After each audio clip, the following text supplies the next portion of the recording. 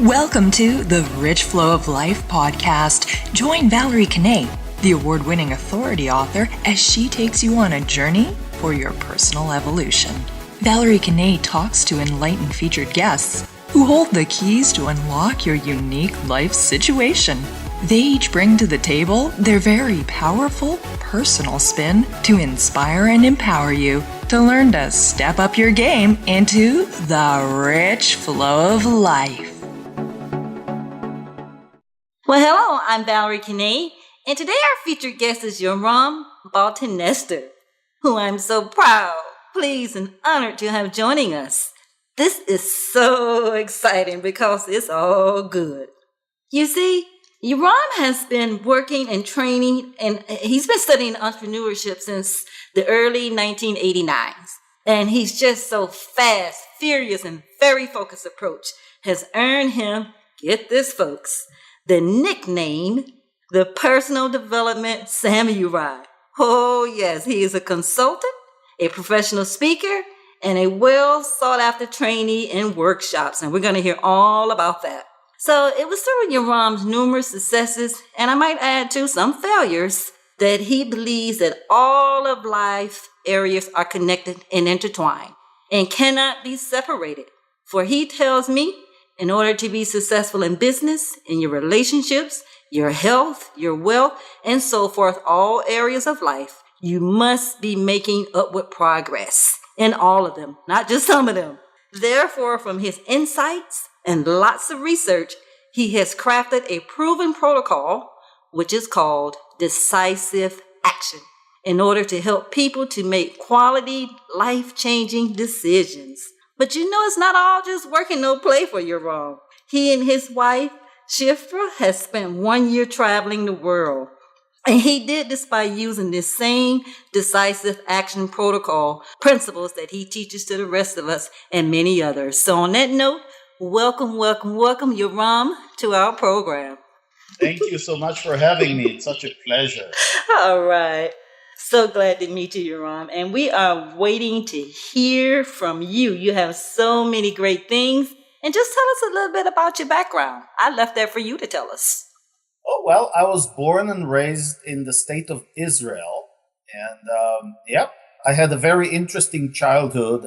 My childhood was normal up until about the age of 9. I thought everything was normal.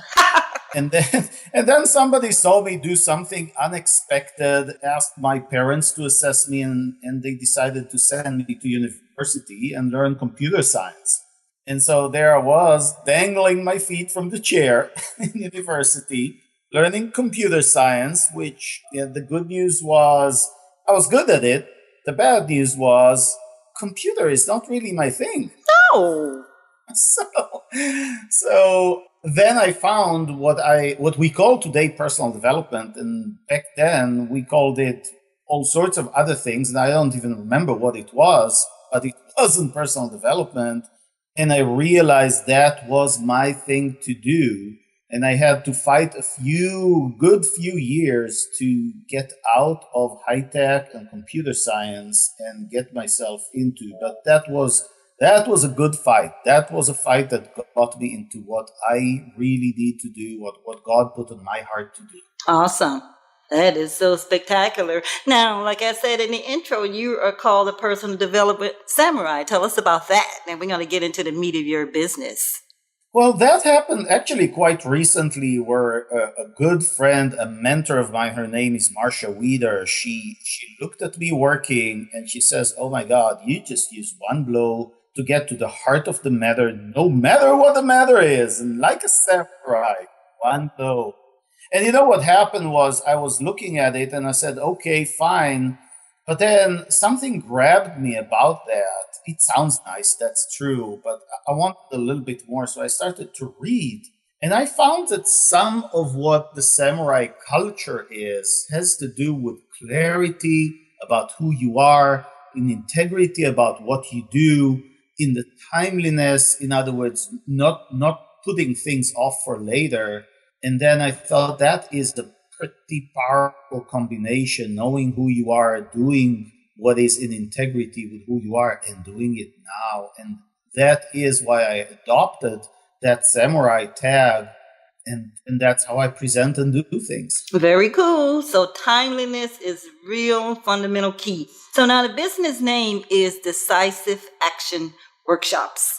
And you told me what you do is bridge the gap between the current level of success you're having, and some people are highly successful, but there's always a much higher level that anybody can ever get to as long as we're living here on planet Earth. There's always another level that you can take the ante up. So how does this relate to our listeners, for people that's ready to move on and move up and grow? Yeah, just like you say, there's a lot of successful people. In fact, I spoke just a couple of weeks ago in a conference with people who deal with millions and millions of dollars, and they asked me the same question. But here's the truth. Successful is not done. Let me tell you something. The people who are done aren't listening to us. Right. And even the people who are still alive, but they think they're done, they're on the beach with a margarita. And the people who listen to us, no matter how successful they are, they want to get to the next level. Now, guess what? In order to get to the next level, you need to improve our life. You need to improve life, business, whatever it is. And that requires change, innovation, creativity. It requires something. And change and innovation and creativity could be a little bit unnerving, could be frightening. Sometimes they're downright scary. And when that scary part happens to us, no matter how successful we are, we need to have the clarity about who we are, because that allows us to make a quality decision quickly about things that are meaningful to us and act on it with integrity now. And I think, Yoram, you're the go-to person about this because you've been involved in personal growth space and with startups of businesses you've even owned and operated and sold your business. What was that all about? And I think it was in 2013 you had your own information technology management company, right? Yeah, I started a company. I started an IT services company the week after September 11th in 2001. It wasn't by choice. It was by, I call it divine intervention. I actually had another JOB lined up for me. High-ranking JOB, lots of money, but somebody had a different plan for me. And so September 11 intervened and blew the chances of that happening to pieces. And my wife, Shifra, she says, you know what? You keep talking about entrepreneurship. Why don't you do it for once? Like, put your money where your mouth is, mister. Mm-hmm, go for it. And oh, you know what? She keeps me straight. So got behind you and gave you that ultimate push. It's your time, right? Yep, exactly. And I started that company. I grew it. I used the same principles, the Decisive Action Protocol, to grow that company. And eventually I sold it in 2013. And that was my point where I said, okay, enough's enough. What is my next level? I've proven it in business. I've proven it in life to the degree that I have, right? I'm 50 years old. I still got ways to go and things to prove maybe, or things to perform and do. And I decided at that point that as of now on, there is nothing other than teaching and personal development in my career. Gotcha. So go ahead and just expand on that a little bit more, because I would love to hear and have you tell us about some of that. Some of the personal development. Mm-hmm. Decisive actions, the principles of that, like you called the protocol. Right. So the protocol basically allows you to make quality decision about meaningful questions. And what does that mean? Every one of us, it doesn't matter whether it's the president of the United States or down to the last citizen, we have faced meaningful question, and a lot of us have to face them many, many times. And these could be questions like, do I stay or do I separate from my marriage? These questions could be like, do I look for a job or start a business? And these questions could be, do I go for the jeans or do I go for the dress? But, and some are more meaningful than others.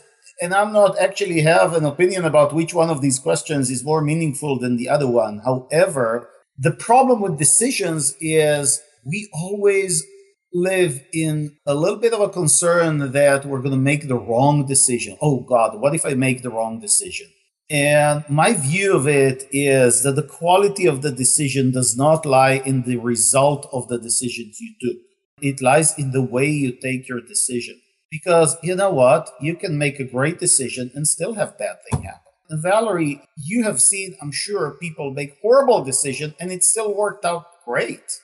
So if there's a disconnect between how we take, or between the decision we make and the result or the consequence of the decision, then how do we make a great decision that in fact we're not going to regret later? And it has to do with taking the decision based on our values, based on who we are, based on how we decided at some point very consciously that that is how we do things in life. Okay. So when I work with people on that protocol, we develop a very clear understanding about our values, but also something that I call a personal code of honor. How do I do things around here on this planet, in this life? So that could be simple things like, I do as I say, I finish what I start, I put family first. Here's one I really like. I surround myself with people who ask more of me than I do. Wow, that's nice. That's a really nice way to live life. That is very nice. All right. That's the ultimate in consideration. Yeah. Now, just imagine that you can make these decisions knowing that you're not going to regret them and make these decisions. So, some people could look at a question and they agonize over it, or they just postpone the decision and they lose hours and days and sometimes years. If I could save that time, or if you could save that time by using the Decisive Action Protocol, suddenly we have that time. Suddenly we have an answer to how come Bill Gates and Richard Branson do more with the same 24 hours that we all have in a day. Right. How is that, Yoram? Well, they recoup that time by making their decisions faster. So what do you do with the time that you saved? So yeah, you could go to the beach, have a margarita, and maybe you should with some of it, but we save so much time that eventually we're going to start to put that time to good use. So it is. I got you. So you, with the protocol that you designed and that you have people to implement, there is definitely a progressive stages that you use to make any type of decision. Like you said, it doesn't matter the smallness of it, the medium size, the bigness of it. There is a protocol that we can use. Exactly. And as we use it more frequently, we become better at it. Wow. That is impressive, and I am eager to learn more all about it, as I'm probably sure a lot of more people are. So now that we know that this is strategically designed and it can be used for any, and mainly any type of decision making, and these we're typically talking about really, life-changing, like you said earlier, life-changing things that really are significant and that matters greatly in our lives, because everybody wants a meaningful life. Everybody wants a life that really matters, and that, we're born to help one another and to do real great things in life. At least I see that for everybody, and you probably too, Yoram. Is that right? That we see great things for everybody. So we really need to know how to manage the decision making in our lives, and we have to have a way that's strategic to a degree to know that when you're faced with something that appears to be a real big challenge, that it can be broken down and busted up into something that we can really handle. So how have you used the Decisive Action Protocol in your own life? I know I mentioned in the intro that you took you and your wife around the world using it. What else? We did. We certainly did. We looked very early on. Well, I should take a step back.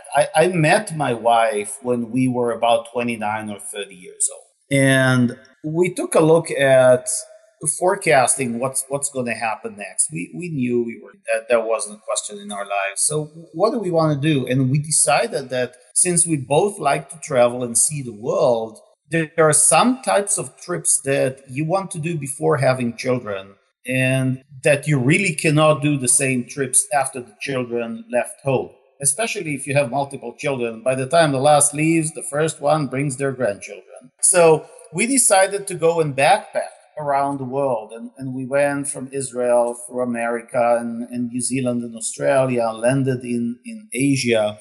And at some point we decided... Wait a minute, in the Himalayas too, right? Yeah, we decided at some point we wanted to see Tibet. Okay. And Tibet at one point back in 1992 was closed to foreigners by the Chinese government. And we used the same Decisive Action Protocol and the same principles to find our way and get into Tibet. And at that point in time, it was so weird because we were in there, we were touring Tibet, and we decided that rather than trying to kind of cross these lines again into China, going back, well, we just got to cross the Himalayas and go into Nepal. And we did that overland. Again, there's a long story. Where I'm sure we don't have time for the entire story, but the principles is how do you take your decision? We got to a point along the way where the weirdest thing happened. I've never seen that before, actually, or after. So there's public transportation going into that place, but there's no public transportation going out of that place. Oh, no. So we're kind of sitting there. So like, what are we going to do? Like, marry and have our children here? This is like, we got to get out of here somewhere. There's very little people. There's very little cars or trucks or buses. And we came out of it. Again, with the same principles, we went for the longest shot. And the longest shot was the fact that the actual Chinese government used to drive a weekly tour bus through that area, kind of like promoting peace and propaganda or whatever they promoted. So we hitchhiked with the Chinese government. Cool. It's like weird stuff, but it all works. And, when we look at it from getting ourselves over the Himalayas from Tibet into Nepal, all the way to how the late President Kennedy put a man on the moon against all odds, scientific. Everybody was telling him he was totally nuts for even thinking about it. Certainly in 10 years. And he did, and certainly in under 10 years. So when I looked at that, I go, oh my God, same principles, same protocol, same way to take decisions, same way to handle obstacles and things that are on your way. And so after years and years, I looked at it and I formulated it. I used the same protocol back in the 90s. I was given a software project by a huge company back in Israel. And I looked at the project and I looked at it. And I applied some of this principle and I go, okay, there's something that's being missed here. I completed that project in 7% of time and budget. I saved them over 90% of their time and budget. Incredible. Yeah, they were kind of happy. I wish they'd given me a bonus. But they were very happy. Yeah, that's incredible. Well, Yoram, as we now face upon the end of our program, I am fascinated by your stories and everything you've shared up to this point. It's been really, really just super duper. And I do want to give you this opportunity to let people know how they can reach in and be able to work with you on this Decisive Action Workshops and protocols. So just give us that. So let me give you my website. My website is very simple. It's heyyoram.com. Heyyoram.com, HEYYORAM.com. I'm going to say that again. HEYYORAM.com. And if you want, you can actually schedule some one-on-one time with me, complimentary, not going to cost anything. And that is by going to the same place, heyyoram.com/schedule. Awesome. Well, Yoram, I don't take lightly you took your time out to be with us today. And I thank you so much. And I love you dearly. And I thank you for what you do, because you know what? What we need in this day and age, in a world that's pretty broken, is for people to learn and better their lives, better than businesses, and just take, control of our future into our own hands. That's what we're doing, your mom, and I thank you for the compliment. Bye. Bye-bye. You have been listening to the Rich Flow of Life podcast with host Valerie Kanay. We're most appreciative you took the time to be with us, and thank you. For more action, go subscribe to Valerie Kanay Talks YouTube channel and like us on Facebook at Valerie Kanay Talks and follow us on Twitter at Valerie Kanay. Until next time, we love ya.